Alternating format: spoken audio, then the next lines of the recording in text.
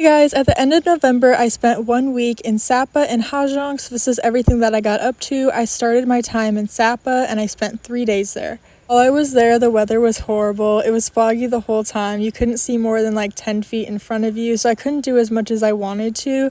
I went to a couple cafes.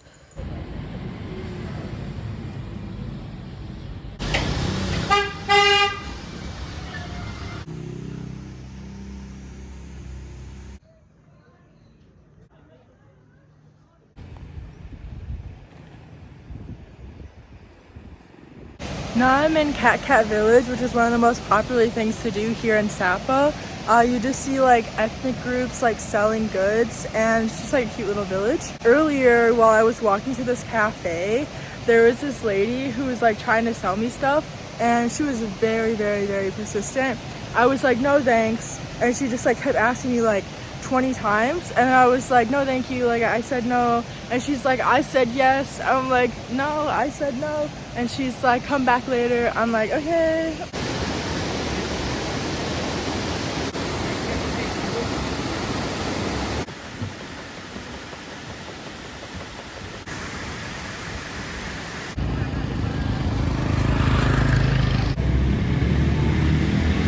So it is day 2 in Sapa. Right now I'm just walking around town. It's a little less foggy today. Yesterday you couldn't see more than like 10 feet in front of you.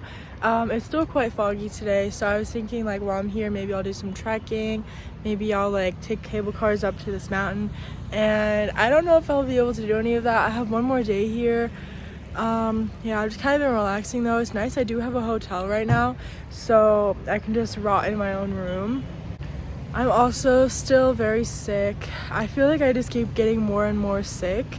And I don't think it being so cold here helps because it's like 50 here. So I spent the day walking around Sapa town. I checked out a temple, went to some more cafes, and I tried out some Vietnamese coffee, and I'm obsessed. I tried like salted coffee, yogurt coffee. I wasn't a fan of that one. So tried some local food. I tried these, I'm not exactly sure what they are. They're like these chestnut biscuits, and they were all right.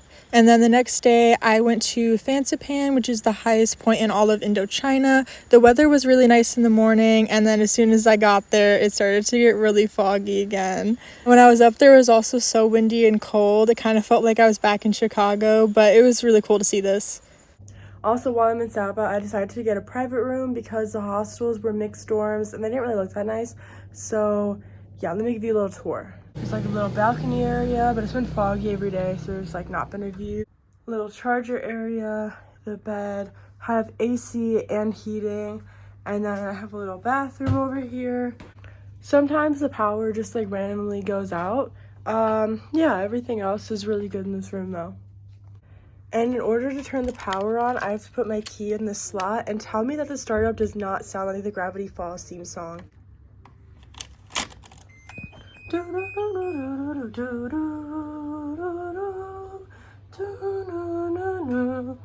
Then I did the Hajang loop. I decided to go with Mama's homestay, and I did the 3-day loop instead of 4 days. I definitely wish I did the 4-day loop, but honestly my opinion on the loop was it wasn't my highlight of the trip. That's what a lot of people say, that it's the best part of Vietnam. But I just thought it was a little more party based than I was expecting, and the views were okay. We didn't go to like cliffs or waterfalls like I was anticipating. It was a lot of just like stopping at coffee shops and looking at some viewpoints, so I found it a little bit underwhelming. That is the end of the vlog. Bye. Thanks for watching, guys. I'll have another Vietnam vlog out soon. Peace.